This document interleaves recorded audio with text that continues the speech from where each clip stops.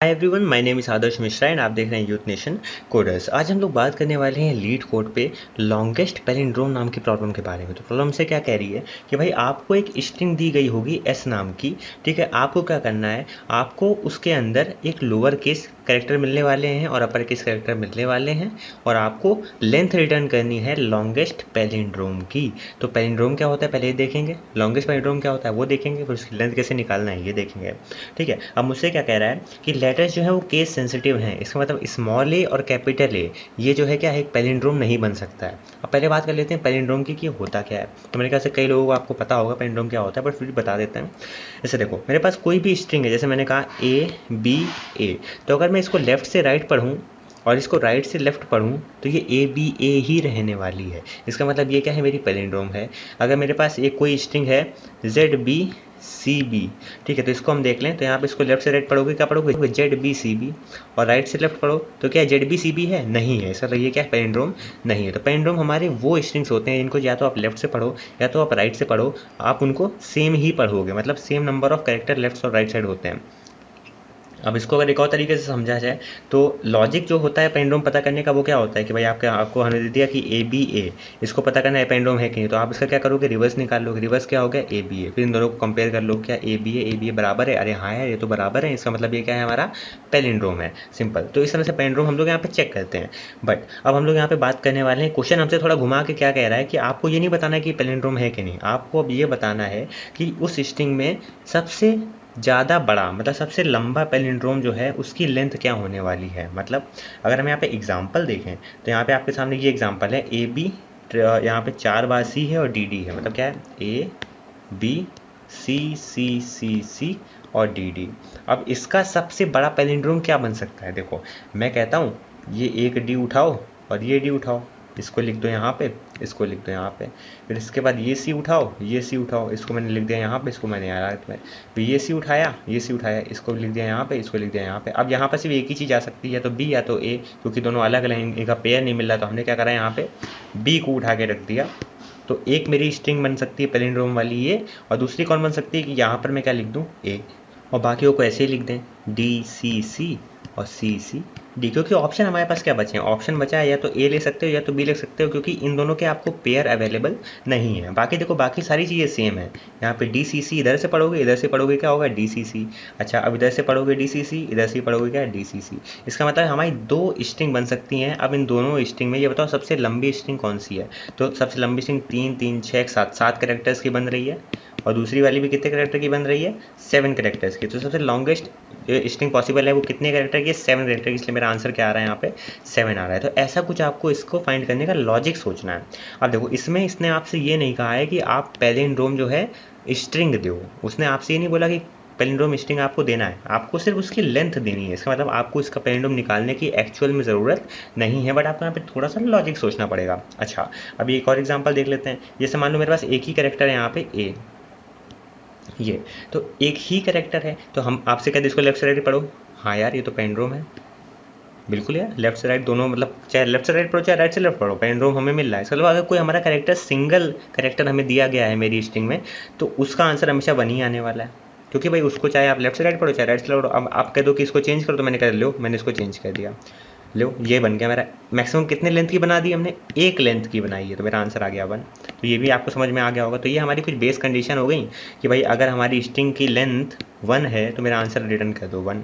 अच्छा जी अब हम लोग यहाँ बात कर लेते हैं, मान लो बी बी है ये, ठीक है। अगर हमें बी बी दिया गया तो हम इसको लेफ्ट से राइट पढ़ें, राइट से लेफ्ट, पैलिंड्रोम तो है यार, बिल्कुल सही बात है।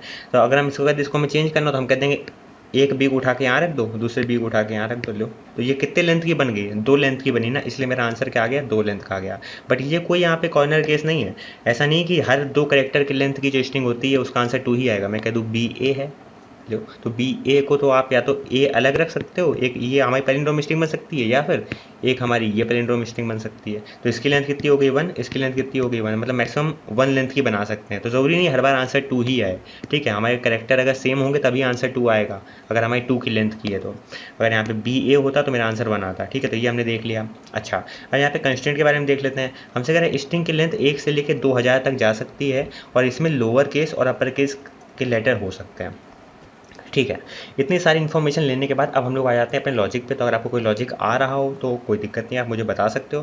बाकी नहीं भी आ रहा तो भी कोई इशू नहीं, क्योंकि हम तो यहाँ बैठे हैं बताने के लिए। अच्छा भाई, जब हमने इसको अपने दिमाग से सॉल्व करा तो हमने क्या करा, हमने सबसे पहले पेयर उठाए। हमने कहा भाई हमें एक ये डी पेयर दिख रहा है, एक ये डी पेयर दिख रहा है, तो क्यों ना इन दोनों को उठा के अलग अलग लिख दो। यही तो हमने करा था। फिर इसके बाद हमने दूसरा पेयर ढूंढा, एक हमें ये पेयर मिल गया, एक ये पेयर मिल गया। ठीक है, तो सी सी आ गया। अच्छा, फिर हमने एक और पेयर ढूंढने की कोशिश करी, हमें ये पेयर मिल गया, एक ये, मतलब ये हमें दो दो के पेयर चाहिए। तो यहाँ पे हमें ये मिल गया, तो हमने यहाँ पे सी लिख दिया, यहाँ पे सी लिख दिया। अच्छा, अब हमें और पेयर ढूंढने थे बट हमें पेयर मिले नहीं। अब हमारे पास ऑप्शन क्या है, सिंगल एलिमेंट है, या तो ए पड़ा ए ले सकते हैं या फिर बी ले सकते हैं। तो हमने कहा इन दोनों में कोई एक ले लो, मेरा काम हो जाएगा। तो मैंने कहा इसमें मैं बी ले लेता हूँ, तो मैंने बी को रख लिया। अच्छा, अब ये जो स्ट्रिंग बनी यही मेरी क्या हो सकती है, सबसे लंबी स्ट्रिंग हो सकती है। तो इसकी लेंथ हो गई 7, इसलिए मेरा आंसर आ रहा था 7। बट सवाल ये जो मैंने सोचा है, इसका कोड कैसे लिखा जाए। तो भाई अल्टीमेटली सबसे पहले आप पेयर्स को निकाल लो। एक ये पेयर है, एक ये पेयर है, एक ये पेयर है, ये अकेला पेयर है और ये अकेला है। ठीक है, ऐसा कुछ आपको यहाँ पे दिख रहा है। तो पेयर निकालने के लिए आप क्या कर सकते हो, भाई आपको ये स्ट्रिंग दी गई है तो क्यों ना इसके हर एक कैरेक्टर का काउंट निकाल लो। तो मैं क्या कर रहा हूँ, ए कितनी बार आया है इसमें, एक बार आया है। अच्छा, बी कितनी बार आया है, बी भी एक बार आया है। सी कितनी बार आया है, ये 4 बार आया है। और डी कितनी बार आया है, 2 बार आया है। तो हमने क्या करा, इसका एक यहाँ पे डिक्शनरी बना ली, जहाँ पे की वैल्यू पेयर किस फॉर्म के हैं, यहाँ हमारा आ जाएगा कैरेक्टर और यहाँ आ जाएगा वो कितनी बार अकर हुआ है हमारी स्ट्रिंग में। अच्छा जी, अब हमें क्या करना है, अब हमें ये बताना है कि हर एक कैरेक्टर कितनी बार आया है, उसके रिगार्डिंग वो कितनी बार कितने पेयर्स में पार्टिसिपेट कर सकता है। इसका मतलब अगर मैं सबसे पहले बात करूं यहाँ पे डी के बारे में, या फिर मैं कहता हूँ ए के बारे में बात कर रहा हूँ, ये अकेला 1 है। इसका मतलब अगर मैं आपसे कह दूँ यहाँ पे ये लिखा है, अकेला ए लिखा है। अच्छा, तो इसके कितने पेयर बन सकते हैं, पॉसिबल है कि ये सिर्फ एक ही वैल्यू है, तो इसका आंसर क्या आने वाला है, 1 आने वाला है। क्योंकि भाई एक ही एलिमेंट है, अगर यहाँ ए होता तब जाके हम जो है इन दोनों को उठाते और इसका आंसर हम 2 दे देते।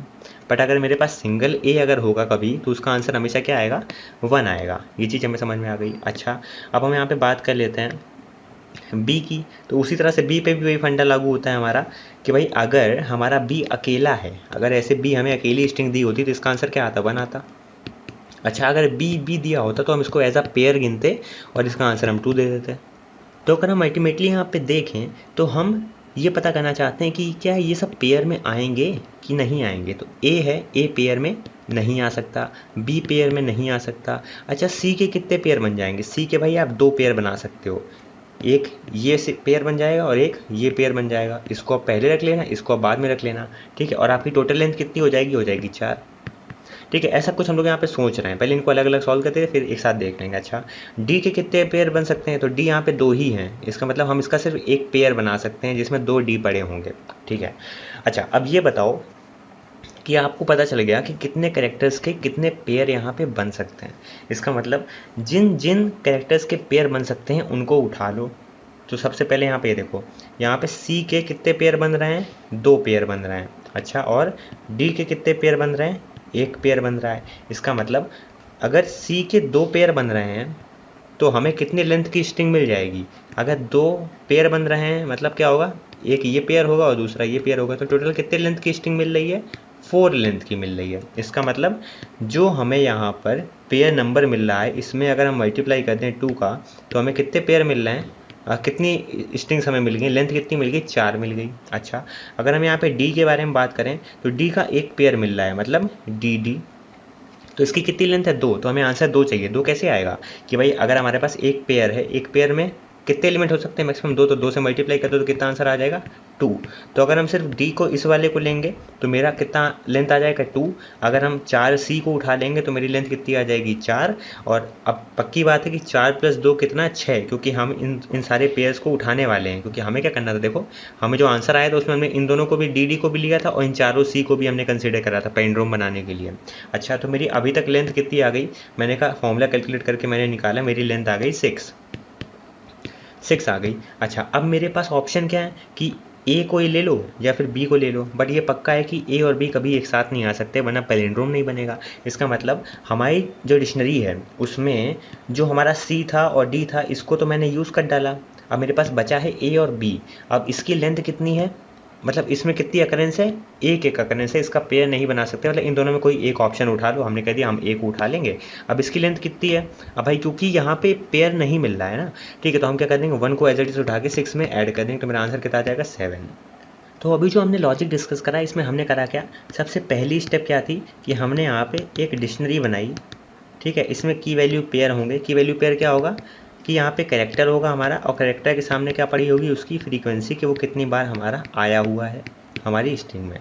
अच्छा, फिर दूसरा काम हमने क्या करा कि भाई इन सब में हम चले, और इन सब में चलने के बाद हमने देखा कितने पेयर बन सकते हैं। अच्छा, अगर मेरे पास 4 डी हैं तो इसके कितने पेयर बनेंगे, एक बनेगा ये पेयर और एक बनेगा ये पेयर, 2 पेयर बन सकते हैं। हमें कैसे पता चला, तो जितनी इसकी लेंथ है, कितनी इसकी लेंथ है, 4 लेंथ है, इसको अगर हम डिवाइड कर दें 2 से, क्योंकि हमें भाई 2 2 के पेयर बनाने, तो अगर हमारी टोटल लेंथ कितनी है, 4 कैरेक्टर है, उसको हमने डिवाइड कर दिया 2 से, तो मतलब हमारा आंसर आ गया 2, मतलब 2 पेयर बन सकते हैं। तो पेयर आप ऐसे निकाल सकते हो। तो पेयर का फॉर्मूला आपका क्या हो गया, पेयर का फॉर्मूला क्या होगा कि जो भी आपकी फ्रीक्वेंसी होगी अगर आप उसको डिवाइड कर दो 2 से, तो जो भी आंसर आएगा आपका उतने ही पेयर बनेगा। अच्छा, हम कहते थे अगर मेरे पास मान लो 5A हैं, जैसे कि ए ऐसा है, तो ये कितने, इसके कितने पेयर बन जाएंगे भाई, 2 पेयर ही बनेंगे। इस वाले ए को हमें या तो हटा देंगे या तो बाद में देखा जाएगा। तो यहाँ पे देखो ये 2A हैं, मतलब 2 पेयर बन रहे हैं, तो कितने कैसे पता चला, हमने 5 को डिवाइड किया 2 से, तो आंसर आया 2.5। बट हमें सिर्फ इसका इंटीजर पार्ट लेना है, मतलब हमें इस पाइथन में क्या करना पड़ेगा, इसको डिवाइड करना पड़ेगा किससे, फ्लोर डिवीजन से, यहाँ पे इंटीजर डिवीजन करना पड़ेगा इसका, ये देखो इस तरह से, ठीक है, यहाँ पे 2 बार डिवाइड का साइन लगाना पड़ता है, तो मेरा आंसर हमेशा 2.5 की जगह क्या आएगा, 2 आएगा।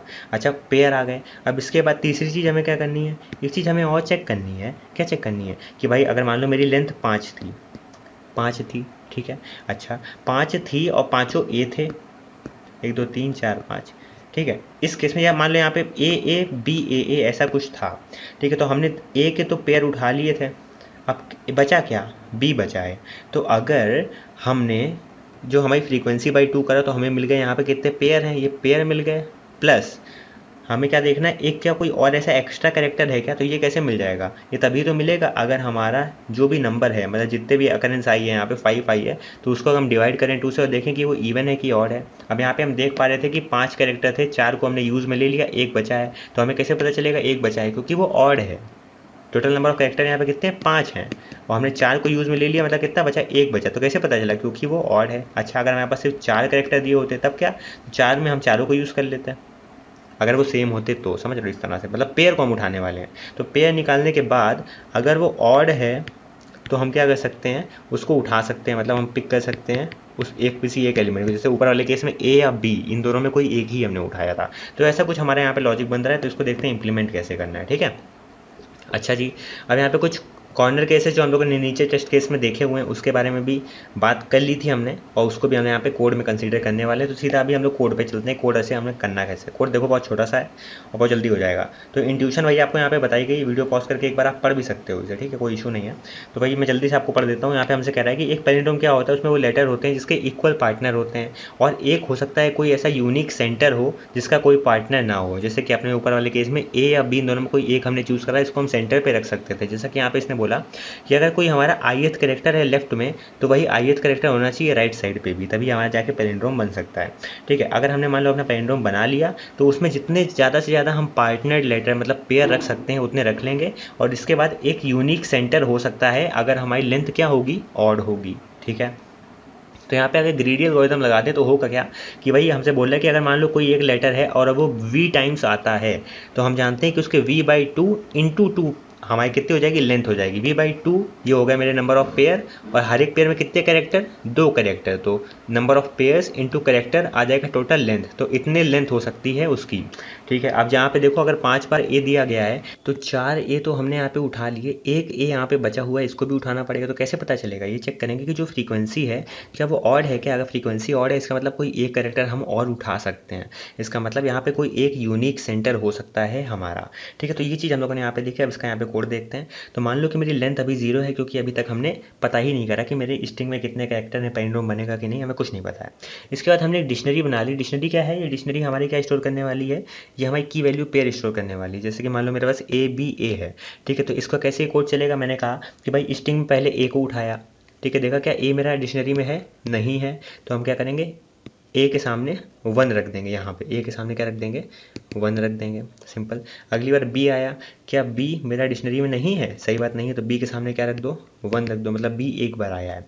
अब यहाँ पे दोबारा ए आया, हमने इधर आए, क्या ए मेरा डिक्शनरी में नहीं है, कंडीशन हो गई फॉल्स, तो एल्स में आए और ए के सामने एक वैल्यू ऐड कर दी, तो एक वैल्यू कितनी हो गई, 2 हो गई। तो इसका मतलब जब हमने यहाँ पे ये लूप चलाया, तो ये लूप चलने के बाद ए के सामने वैल्यू आ गई 2, बी के सामने वैल्यू आ गई 1, तो हमारी एक डिक्शनरी यहाँ पे हमारी पूरी बनी जा रही है। ये चीज़ आपको समझ में आ गई होगी। तो डिक्शनरी बनाने के लिए हमने क्या करा, यहाँ पे ये इतनी लाइनें लिखी हैं। अब इसकी जगह अगर आपको एक लाइन में लिखना है तो आप यहाँ पे क्या लिख सकते थे कि count is equal to, counter function होता है हमारे कलेक्शन में, उसका यूज़ कर सकते थे। काउंटर के अंदर हम अपनी स्ट्रिंग को डाल देते तो मेरा की वैल्यू के फॉर्म में आ जाता क्या, कैरेक्टर और उनकी अकरेंस। अब इसके बाद हम लोग क्या करते हैं, की वैल्यू पेयर को उठाते हैं। जैसे कि मान लो ए मेरा एक बार आया है, ठीक है, या फिर ऊपर वाला एग्जाम्पल ले लेते हैं जल्दी से। यहाँ पे क्या था कि ए मेरा एक टाइम आया था, बी मेरा 1 टाइम आया था, सी मेरा 4 टाइम आया और डी मेरा 2 टाइम्स आया। तो ये मेरा था इनपुट, ठीक है, ये मेरा आ गया था डिक्शनरी के अंदर की वैल्यू पेयर। तो हमने क्या करा, ये है मेरे की और ये है मेरी वैल्यू। तो हम क्या करेंगे, अपनी डिक्शनरी से आइटम्स को उठाएंगे एक एक करके। तो हमने अगर यहाँ पे आइटम को उठाया और के और वी में सेव करा, तो के में पहले क्या आ गया होगा, ए, और वैल्यू में क्या आ गया होगा, 1। तो हमने क्या करा, यहाँ पे लेंथ चेक करी कि भाई ए की लेंथ क्या है, मतलब यहाँ पे है लेंथ इसकी 1, फ्रीक्वेंसी कितनी है 1, तो 1/2 मतलब कितना आ जाएगा, 0 इंटू 2, मतलब आंसर आ जाएगा 0। मतलब हम ए से कोई भी पेयर नहीं बना सकते हैं, तो हमें ए से कितनी लेंथ मिल जाएगी, 0 मिलेगी, क्योंकि अभी हम इसको नहीं कंसीडर करेंगे। तो लेंथ में कितना आ गया, मैं यहाँ पे लेंथ नाम का वेरिएबल बना के इसकी वैल्यू सेट कर दे रहा हूँ। तो लेंथ में अभी मेरे पड़ा है 0, ठीक है। अब अगली बार क्या होगा, यहाँ पे एक और चीज़ यहाँ पे चेक करेगा कि क्या length mod 2 is equal to 0, क्या लेंथ जो आई है 0 मॉड 2, 0 मॉडलेस 2 क्या 0 आ रहा है, बिल्कुल सही बात है, 0 मॉड 2 तो 0 आ रहा है, ठीक है। साथ ही साथ v mod 2 is equal to 1, मतलब जो फ्रीक्वेंसी है इसको अगर हम डिवाइड करें तो क्या ये ऑड फ्रीक्वेंसी आ रही है क्या, हाँ यार ये तो ऑड फ्रीक्वेंसी आ रही है, मतलब हम एक कैरेक्टर तो ऐसा कंसीडर कर ही सकते हैं ना जिसकी फ्रीक्वेंसी 1 हो, बाकी नहीं करेंगे। तो हमने कह दिया कि हाँ भाई हम इसको उठा लेंगे, ये कंडीशन हो जाएगी ट्रू, और लेंथ की वैल्यू 1 हम बढ़ा देंगे, मतलब हमने ए को यहाँ पे क्या कर लिया है, ले लिया है। तो हमने यहाँ पे ए को सिलेक्ट कर लिया, ठीक है। यहाँ पे लेंथ कितनी हो गई, 1 हो गई, तो इसको मैं हटा के यहाँ पे क्या वैल्यू कर दे रहा हूँ, 1 कर दे रहा हूँ। अच्छा, फिर दोबारा अगली बार हमारी कुछ नए की वैल्यू पेयर उठेंगे, तो उधर क्या होगा, दोबारा से वही सारी कैलकुलेशन होने वाली है। अगली बार हमने क्या उठाया, बी को उठाया और बी के सामने 1 पड़ा हुआ है, तो के में आ गया मेरा बी, वी में आ गया 1। अब चेक करो, क्या बी से हमें कोई पेयर मिल रहा है क्या, 1/2 मतलब 0 इंटू 2 0, हमें भाई कोई लेंथ नहीं मिलेगी बी का यूज़ करके। बट क्योंकि हमने ए को उठा लिया है तो अब की बार हमें बी को नहीं उठाना है, तो इसके लिए हमें यहाँ पे इस कंडीशन में देखा कि भाई लेंथ मॉड 2 क्या 0 है, क्या लेंथ मेरी 0 है क्या, नहीं है, लेंथ मेरी 0 नहीं है। इसका मतलब हमने कोई एक ऐसा करेक्टर उठा लिया है, ठीक है, जिसकी फ्रीक्वेंसी 1 है, अपने एग्जाम्पल पे, बाकी एग्जाम्पल पे भी ऐसी चीज़ें आएंगी, ठीक है। Length mod 2 is equal to 0, condition हो गई फॉल्स, तो ये वाली लाइन चलेगी नहीं और मेरे लेंथ में कोई भी चेंजेस नहीं आएंगे, मतलब हमने बी को नहीं लिया। इसके बाद हम लोग आ जाएंगे कहाँ पे, सी पे आ जाएंगे। जैसा कि आप यहाँ पे देख पा रहे हो, सी के सामने वैल्यू पड़ी है 4, तो सी के सामने अगर 4 पड़ी है, तो अगर मैं इसको यहाँ पे थोड़ा साफ कर दूँ तो के में आ गया मेरा सी और वी में क्या आ गया 4, ठीक है। हमने चेक करा 4/2 मतलब 2 और 2 इंटू 2 मतलब 4, मतलब 4 कैरेक्टर्स हम लोग यूज़ कर सकते हैं, सी के चारों कैरेक्टर यूज़ कर सकते हैं पेंडोम बनाने के लिए। तो लेंथ में 4 और जुड़ गया, तो लेंथ की वैल्यू क्या हो गई, 1 से क्या हो गई 5 हो गई। इसके बाद हमने देखा क्या length mod 2 is equal to 0, क्या लेंथ 2 से डिवाइड हो रही है, नहीं है, लेंथ तो 2 से डिवाइड नहीं हो रही है, तो हम ये लाइन हमारी दोबारा नहीं चलेगी। तो ये लाइन हमारी तब ही चलेगी जब हमें कोई एक ऐसा कैरेक्टर मिल जाएगा, ठीक है, मतलब कोई एक ऐसा कैरेक्टर होना चाहिए जिसकी फ्रीक्वेंसी 1 हो, और हम अगर उसको एक बार ले लेंगे तो फिर हम बाकी को कंसीडर नहीं करेंगे जिनकी फ्रीक्वेंसी 1 है। तो ये हमने स्पेशली अपने किसी एक एलिमेंट को उठाने के लिए लगाया है, खत्म बात, जो सेंटर पे होगा। अच्छा, अब हमें क्या करना है, अब हमारा चौथा एलिमेंट कौन सा उठा, डी उठा, डी के सामने 2 पड़ा हुआ है, इसका मतलब क्या है कि के में आ गया मेरा डी और वी में आ गया 2। तो अब ये बताओ, अगर इसके पास 2 फ्रीक्वेंसी है, 2 के कितने पेयर बन जाएंगे, 2/2 मतलब एक पेयर बन जाएगा, और टोटल कितने हमें लेंथ मिल जाएगी उससे 1 इंटू 2 मतलब 2, हमें 2 लेंथ मिल जाएगी, तो लेंथ 2 और ऐड हो जाएगी, तो कितनी लेंथ हो गई 5 और 2 कितनी 7। और इसका हमने चेक करा क्या length mod 2 equal to 0, length तो कभी 0 थी नहीं, क्योंकि उसने पहले ही ए को पिक कर लिया जिसकी फ्रीक्वेंसी यहाँ पे क्या है 1 है। तो मेरे ख्याल से लॉजिक आपको समझ में आ गया होगा। आखिर में आके हम क्या रिटर्न कर देने वाले हैं, लेंथ रिटर्न कर देने वाले हैं। सबसे पहले हम लोगों ने क्या करा, यहाँ पे एक डिक्शनरी बनाई है, इसके बाद हम लोगों ने यहाँ पे क्या करा, सिंपल हम की वैल्यू पेयर उठाएंगे और ये देखेंगे कितनी लेंथ की वैल्यूज़ हमें मिल पा रही हैं, कितने कैरेक्टर हम लोग पिक कर सकते हैं किसी भी पेयर से।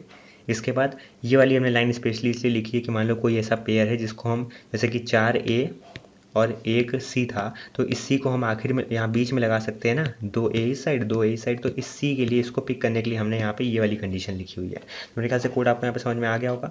तो अब बात कर लेते हैं यहाँ पे कॉम्प्लेक्सिटी की। तो आप यहाँ पे देख पा रहे होगे कि हमने सारे कैरेक्टर्स को एक एक करके रीड करा हुआ है मैप बनाने के लिए, तो उस समय पे हमें टाइम कॉम्प्लेक्सिटी कितनी लग गई, बिग O ऑफ n लग गई। इसके बाद स्पेस हम लोगों ने यहाँ पे कांस्टेंट यूज़ करी है। कुछ लोग पूछेंगे कांस्टेंट स्पेस कैसे आप रहे, तो यहाँ पे अलग से डिक्शनरी बनाई है। तो डिक्शनरी में मैक्सिमम कितने एलिमेंट हो सकते हैं भाई, की वैल्यू पेयर है तो की कितनी हो सकती हैं, या तो हमारी स्मॉल ABCD होगी, कितनी हो सकती हैं 26, और capital ABCD up to Z तक कितने हो जाएंगे 26, मतलब टोटल 52 कैरेक्टर्स हो सकते हैं। तो 52 क्या है, कांस्टेंट इस वैल्यू है। इसका मतलब हम लोग की डिक्शनरी का मैक्सिमम साइज कितना हो सकता है, 52 हो सकता है, 52 हो सकता है। तो इसका मतलब ये हमारी क्या हो गई, ये कांस्टेंट स्पेस हो गई।